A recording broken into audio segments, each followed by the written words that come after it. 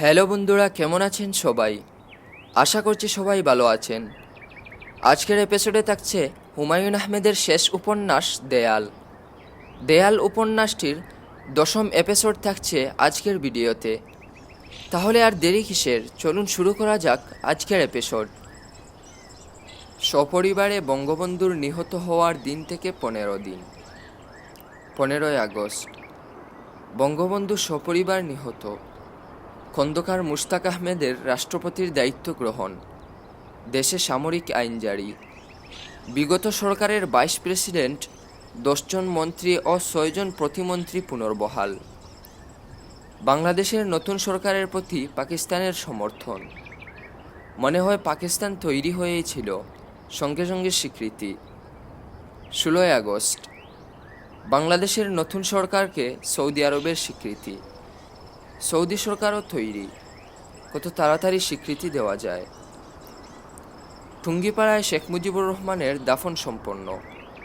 পুরো একদিন বঙ্গবন্ধুর মৃতদেহ পড়ে রইল, কেউ জানে না মৃতদেহ কী করা হবে।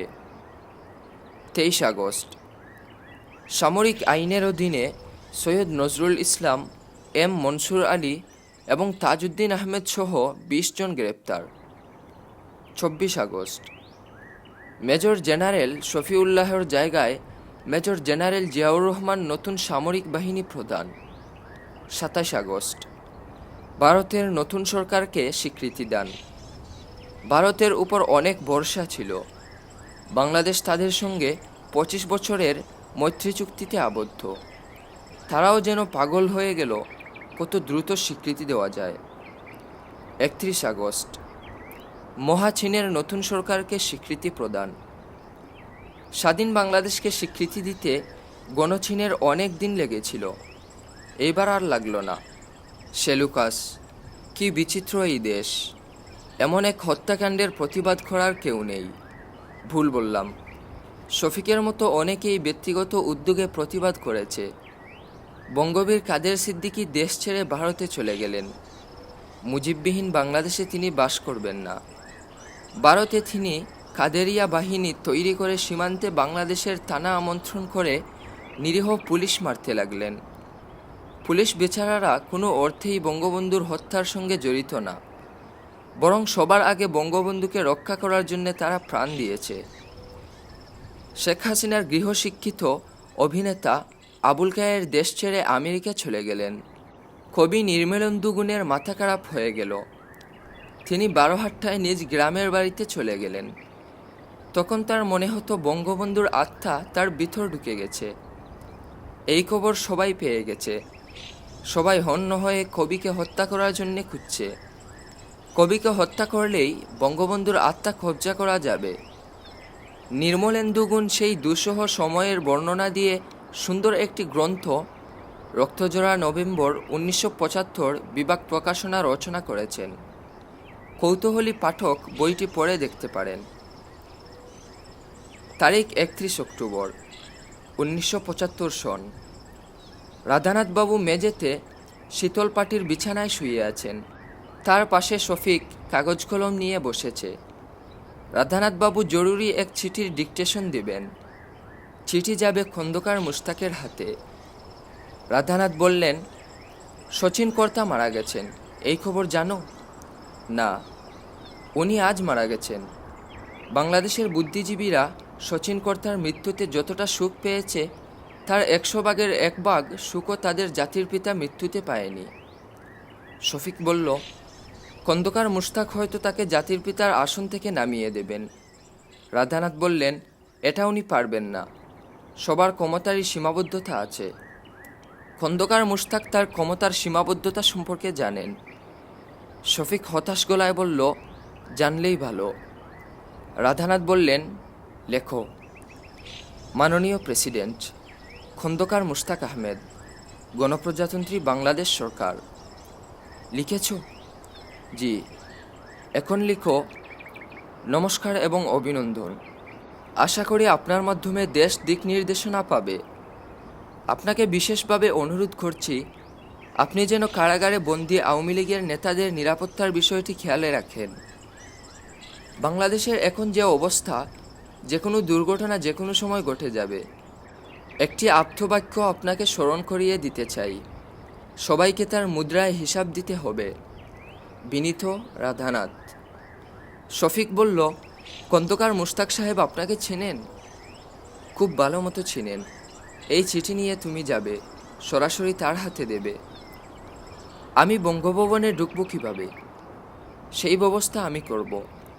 এখন দোতলায় স্টোর রুমে যাও, একটা রেকর্ড প্লেয়ার আছে, সেটা আনো। সচিন কর্তার 76 RPM এর বেশ কিছু রেকর্ড আছে, যে কোনো একটা নিয়ে আসো। তার গান শুনে তার প্রতি শেষ শ্রদ্ধা জানাই। শফিক, আমার মন বলছে একটা সময় আসবে যখন বঙ্গবন্ধুর 7ই মার্চের ভাষণ শুনে এদেশের মানুষ তার প্রতি শ্রদ্ধা জানাবে। আমি সেই দিন দেখে যেতে চাই।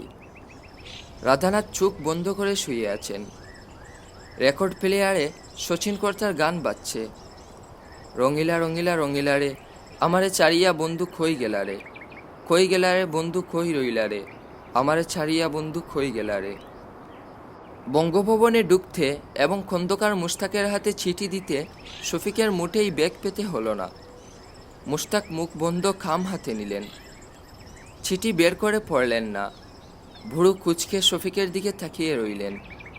কড়া গলায় বললেন, তোমার নাম কি? শফিক বিথ গলায় বলল, শফিক। তুমি রাধানাথ বাবুকে চিনো কিভাবে? আমি ওনার কিছু টুকটাক কাজ করে দেই। টুকটাক কাজ মানে কি? ডিকটেশন নেই, ওনার চোখ ভালো না, লেখাপড়া করতে সমস্যা হয়। আমার কাছে যে চিঠি এসেছে তার ডিকটেশন তুমি নিয়েছো? জি। চিঠির বিষয়বস্তু তুমি জানো? জি। রাধানাথ বাবুকে আমার শুভেচ্ছা দেবে এবং বলবে তিনি যদি বঙ্গভবনে এসে আমার সঙ্গে এক কাপ চা খান তাহলে আমি খুশি হব। জি বলবো। স্যার, আমি এখন কি যেতে পারি? খন্দকার মুশতাক বিরক্ত গলায় বললেন, তোমাকে কেউ আটকে রাখেনি। প্রেসিডেন্ট শফিককে আটকাননি, কিন্তু একজন আটকালেন। তার নাম মেজর রশিদ। ইনি তখন বঙ্গভবনে বিশাল এক রুম দখল করে থাকেন। তার রুমের সামনে স্টেনগান হাতে 2 জন সৈনিক দাঁড়িয়ে থাকে। রাষ্ট্রের নীতি নির্ধারণী গুরুত্বপূর্ণ সব আলোচনা এই ঘরেই হয়। শফিককে মেজর রশিদের সামনে উপস্থিত করা হলো। মেজর শীতল গলায় বললেন, হু আর ইউ? স্যার, আমার নাম শফিক। তুমি প্রেসিডেন্ট সাহেবের সঙ্গে দেখা করেছ। ওনার সঙ্গে দেখা করার পাস আমি ইস্যু করি। তুমি পাস কোথায় পেলে? শফিক বিথ গলায় বলল, পাস কোথা থেকে এসেছে আমি জানি না স্যার, প্রেসিডেন্ট সাহেব ব্যবস্থা করেছেন। ওনার সঙ্গে তোমার কি প্রয়োজন? আমার কোনো প্রয়োজন নেই স্যার, আমি সামান্য ব্যক্তি। আমি ওনার জন্য একটা চিঠি নিয়ে এসেছিলাম। চিঠি কে দিয়েছেন? রাধানাথ বাবু। Who is he? তিনি একজন প্রেসের মালিক। প্রেসের নাম আদর্শলিপি।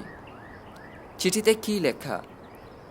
শফিক ইতস্তত করে বলল, চিঠিতে কি লেখা আমি জানি না স্যার। শফিক এই মিথ্যা বলে গাবড়ে গেল। তার মনে হচ্ছে এই লোক তার মিথ্যা ধরে ফেলেছে। তুমি ভয় পাচ্ছ কেন? শফিক বলল, স্যার, আমি ভীতু মানুষ, এই জন্যে ভয় পাচ্ছি। মেজর রশিদ সিগারেট ধরাতে ধরাতে বললেন, ভয় পাওয়ার মতো কোনো কারণ আছে বলে তুমি ভয় পাচ্ছ? মেজর সাহেব নিচু গলায় তার পাশে সিভিল পোশাকে দাঁড়িয়ে থাকা একজনকে কে যেন নির্দেশ দিলেন। তার নির্দেশ মতো শফিককে নিয়ে যাওয়া হলো রমনা থানায়। সেখানে পুলিশের এসপি সালাম সাহেবের হাতে তাকে তুলে দেওয়া হলো। সালাম সাহেব হতাশ গলায় বললেন, যারা আপনাকে পাঠিয়েছেন তাদের হাতে বন্দিশালা নেই, সন্দেহভাজনদের তারা থানায় পাঠিয়ে দেন। এর মধ্যে দুর্ভাগ্যবানরা চলে যান আনিতে। শফিক বলল, আনি কি? আনি হচ্ছে আগাছা নির্মূল। আপনি যদি আগাছা হয়ে থাকেন তাহলে আপনাকে নির্মূল করা হবে। কাজটা আমরা করব না, এই বর্ষা আপনাকে দিতে পারি। আপনার সান্ত্বনা বলতে এইটুকু। শফিক বলল, স্যার, আমি কি আমার অবস্থা জানিয়ে কাউকে টেলিফোন করতে পারি? পারেন, তবে থানার টেলিফোন এখন নষ্ট। যান, হাজতে অপেক্ষা করুন। টেলিফোন ঠিক হলে আপনাকে খবর দেওয়া হবে। সারা দিনেও টেলিফোন ঠিক হলো না। শফিক ঠিক করলো, কোনো কারণে যদি সে বেঁচে যায় তাহলে আর ঢাকায় থাকবে না, মার কাছে চলে যাবে। রাত 8টায় হাজতের দরজা খুলে তাকে বের করা হলো। মিলিটারি একটা জিপ থানার সামনে দাঁড়িয়ে আছে। এসপি সালাম সাহেবের সঙ্গে একজন অফিসার। এই অফিসারকে শফিক বঙ্গভবনে দেখেনি। অফিসার এসেছেন সিভিল পোশাকে। সালাম সাহেব তাকে ক্যাপ্টেন সাহেব বলে ডাকছেন। বলেই শফিক নিশ্চিত হলো ইনি একজন ক্যাপ্টেন। এই সময়ে মেজর এবং ক্যাপ্টেনরাই সবচেয়ে গুরুত্বপূর্ণ। শফিকের ইচ্ছা করছে ক্যাপ্টেন সাহেবের পা চেপে ধরতে। জীবন রক্ষার জন্যে শুধু পা চেপে ধরা না, পা চাটাও যায়। ক্যাপ্টেন সাহেব কড়া গলায় বললেন, আপনি বুস্টার সাহেবকে চেনেন? শফিক বলল, জি না স্যার। উনি কে? উনি বাংলাদেশে আমেরিকার রাষ্ট্রদূত। আপনি তাকে চিনেন না, তারপরেও উনি কেন আপনার মুক্তির জন্য সুপারিশ করলেন? তাও আমি জানি না। আমি অতি তুচ্ছ একজন। আমার জন্য সুপারিশ করার কেউ নেই স্যার। ক্যাপ্টেন বললেন, যান, চলে যান। You are released. আপনি চাইলে আমি আপনাকে পৌঁছে দিতে পারি। শফিক বলল, স্যার আপনার অনেক মেহেরবানি, আমি নিজে যেতে পারবো। বাইরে তুমুল বৃষ্টি হচ্ছে, এই জন্যে বললাম। শফিক বলল, বৃষ্টিতে ভিজে আমার অভ্যাস আছে স্যার। অবন্তীর কাছে লেখা ইজাবেলের নভেম্বর মাসের চিঠি। আমার ছোট্ট পাখি, আমার জেসমিন পুষ্প। এই মেয়ে, তোমার নভেম্বর মাসের চিঠি আমি লিখছি অক্টোবরের 21 তারিখে। তোমার দেশের যে অবস্থা, চিঠি পেতে পেতে নভেম্বর চলে যাবে। তোমার জন্যে অতি আনন্দের একটা খবর দিয়ে শুরু করি। তোমার বাবা ফিরে এসেছে। প্রথমে তাকে চিনতে পারছিলাম না, মনে হচ্ছিল স্ট্রিট বেগার। ভিক্ষা চাইতে দরজার বেল টিপছে। আমি তাকে বললাম, গো টু হিল। সে যথারীতি তার পুরনো অভ্যাস মতো রসিকতা করল। সে বলল, হিলে যাওয়ার জন্যই তো তোমার কাছে এসেছি। তোমার চেয়ে কঠিন হিল আর কোথায় পাবো? তোমার বাবার শরীর খুব খারাপ করেছে, নানান অসুখ বিসুখ বাঁধিয়েছে। মাথার চুল বেশিরভাগ পড়ে গেছে, চোখ রক্তবর্ণ, কুঠোরে ঢুকে গেছে। কিডনি মনে হয় ঠিকমতো কাজ করছে না। পায়ে পানি এসেছে, লিভারও মদ খেয়ে পচিয়ে ফেলেছে। তার সারা শরীর হলুদ, গা থেকে টকটক গন্ধও বের হচ্ছে। আমি তাকে বললাম, আমার কাছে কেন এসেছো? আমার সঙ্গে তোমার কোনো সম্পর্ক নেই। তুমি তোমার মেয়ের কাছে ফিরে যাও। সে বলল, এই অবস্থায় মেয়ের কাছে ফেরা যাবে না। শরীর সারিয়ে তারপর যাব। তুমি আমার শরীর সারাবার ব্যবস্থা করো। আমি বললাম, আমি কেন তোমার শরীর সারাবার ব্যবস্থা করব? তুমি কে? সে বলল, আমি তোমার কেউ না তা ঠিক আছে, কিন্তু আমি তোমার অতি আদরের কন্যার বাবা। এই পরিচয় কি যথেষ্ট না? আমি বললাম, না, আমার বাড়িতে তুমি থাকতে পারবে না। তুমি তোমার থাকার জায়গা খুঁজে বের করো। আমি তোমার জন্যে অনেক যন্ত্রণার ভিতর দিয়ে গিয়েছি, আর যাব না। সে বলল, ওকে, চলে যাচ্ছি। বলেই পুটলি পাটলি নিয়ে আমার বাড়ির ঠিক সামনে পাম গাছের নিচে বসল। আমি দেখেও না দেখার বান করলাম। দুপুরে দেখি সে পুটলি থেকে বাদখার বোতল বের করে পানি ছাড়া শুধু শুধু বাদখা খাচ্ছে। আমার দিকে বোতল উছিয়ে বলল, চিয়ার্স, আনন্দময় পুরনো দিনের স্মরণে। Isabella, the great dancing queen. এখন তুমি বলো, এই মানুষের উপর কতক্ষণ রাগ করে থাকা যায়? আমি তার জন্যে গেস্ট রুম খুলিয়ে দিয়েছি, তার চিকিৎসার ব্যবস্থা করেছি। চিকিৎসায় ছট করে কোনো সুফল পাওয়া যাবে এরকম মিথ্যা আশায় বসে থাকবে না। তবে আমি তোমার বাবার চিকিৎসার কোনো ত্রুটি করব না, যীশু খ্রিস্টের শপথ। আমি তোমাকে ব্রিটিশ এয়ারওয়েজের বিজনেস ক্লাসের একটি টিকিট পাঠাবো। খোঁজখবর করছি ব্রিটিশ এয়ারওয়েজ ঢাকায় যায় কিনা। তুমি দ্রুত চলে এসো। আমি আড়াল থেকে পিতাকন্যার মিলন দৃশ্য দেখতে চাচ্ছি। ইতি, তোমার মা ইজাবেলা। পুনশ্চ প্রথম। তোমার বাবা তোমাকে চিঠি লেখার জন্য কাগজ কলম নিয়েছে। চিঠি লিখে শেষ করেছে কিনা জানি না।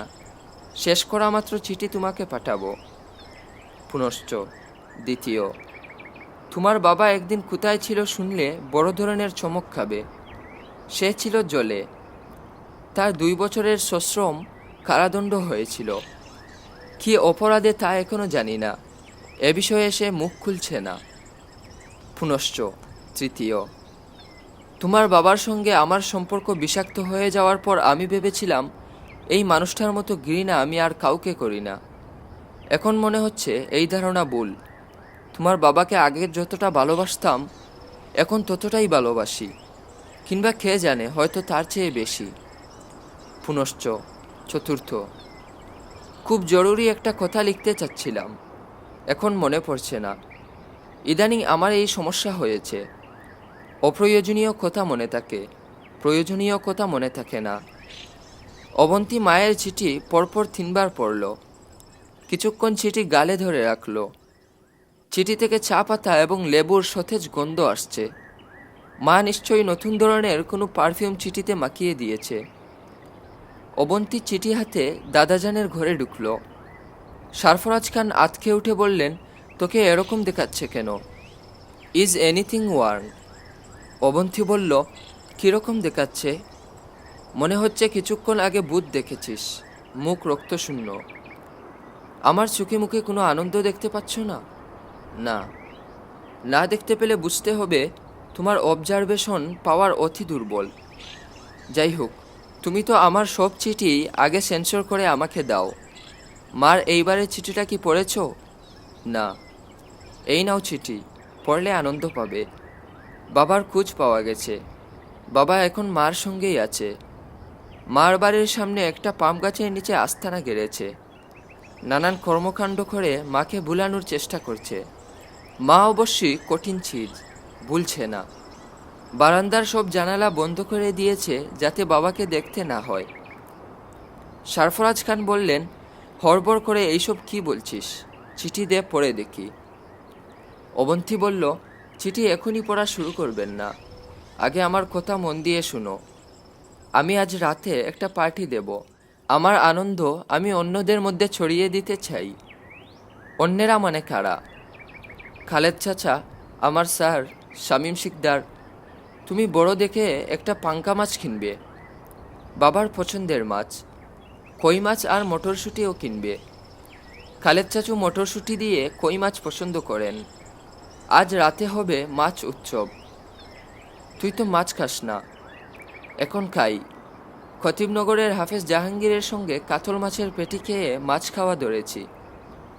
সরফরাজ খান বিরক্ত গলায় বললেন, আবার তার কথা কেন? আমি চাই না এই বাড়িতে তার নাম উচ্চারিত হোক।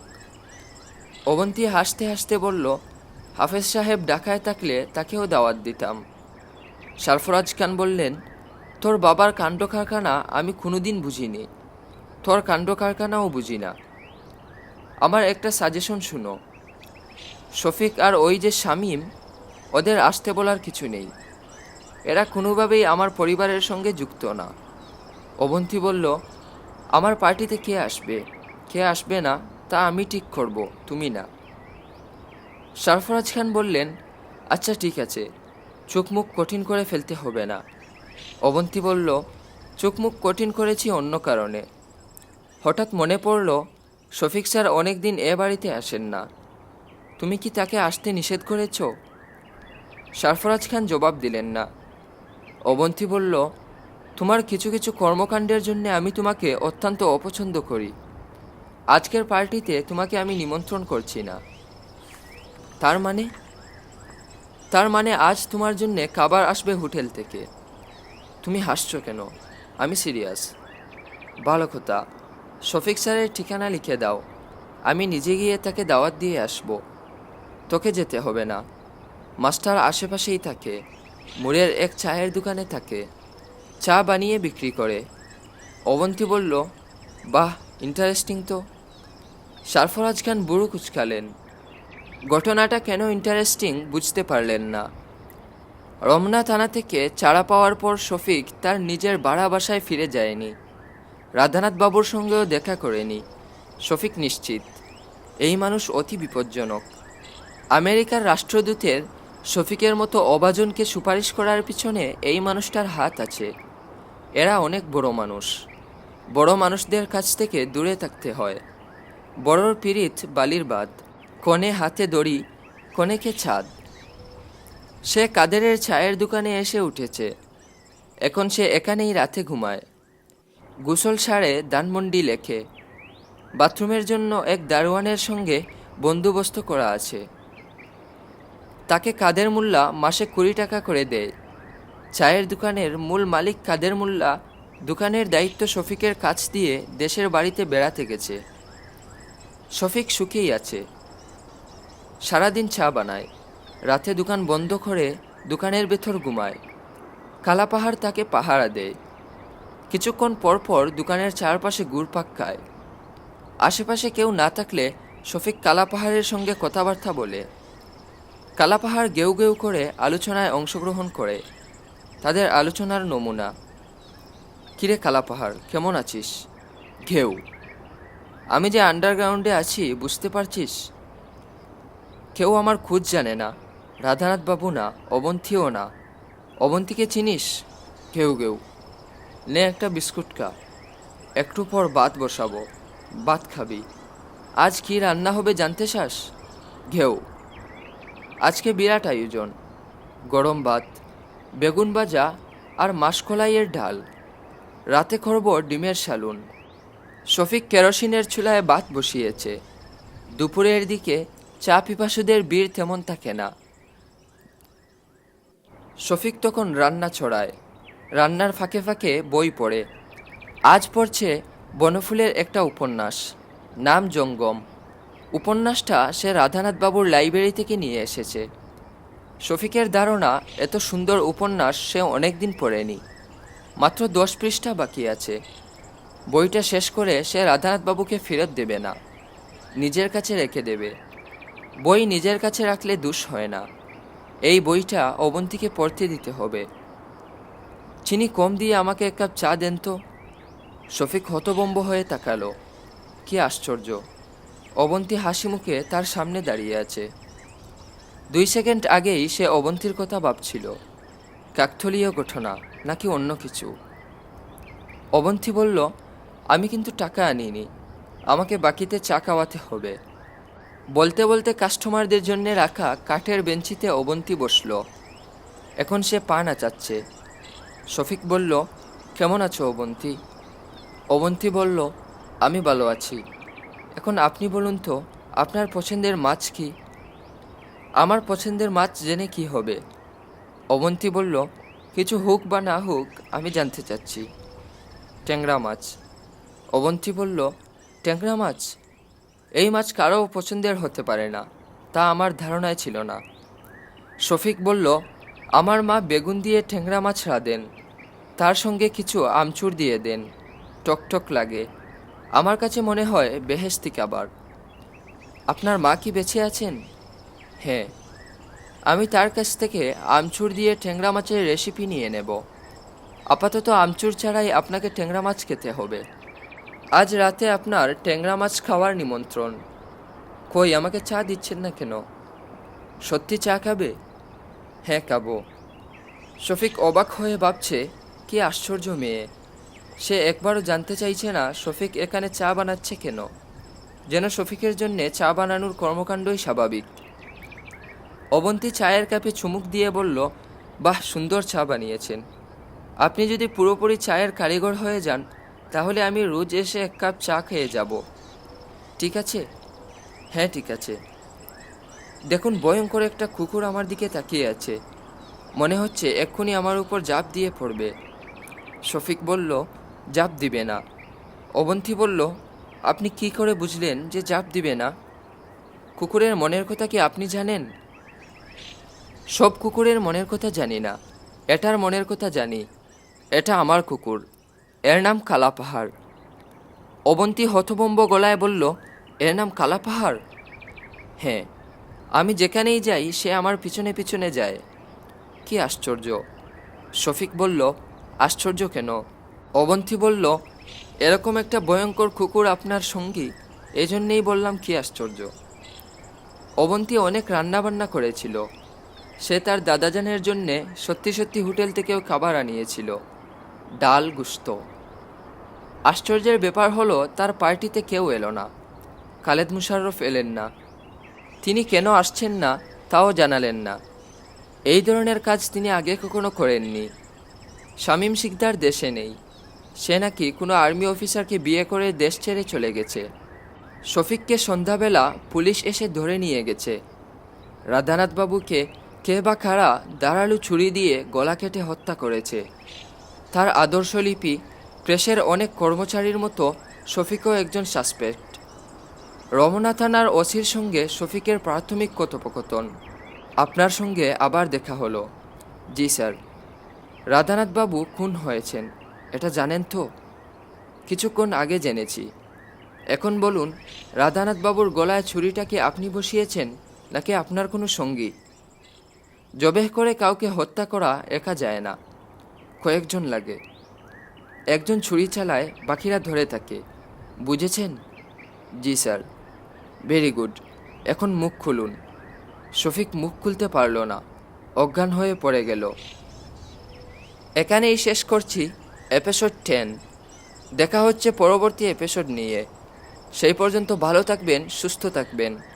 আর হ্যাঁ, আপনি যদি আমাদের চ্যানেলে নতুন হয়ে থাকেন তাহলে চ্যানেলটি সাবস্ক্রাইব করে রাখবেন। আর যদি ফেসবুক পেজ থেকে দেখে থাকেন তাহলে পেজটি ফলো দিয়ে রাখবেন। লাইক, শেয়ার এবং কমেন্ট করে জানিয়ে দিন গল্পটি কেমন লাগছে।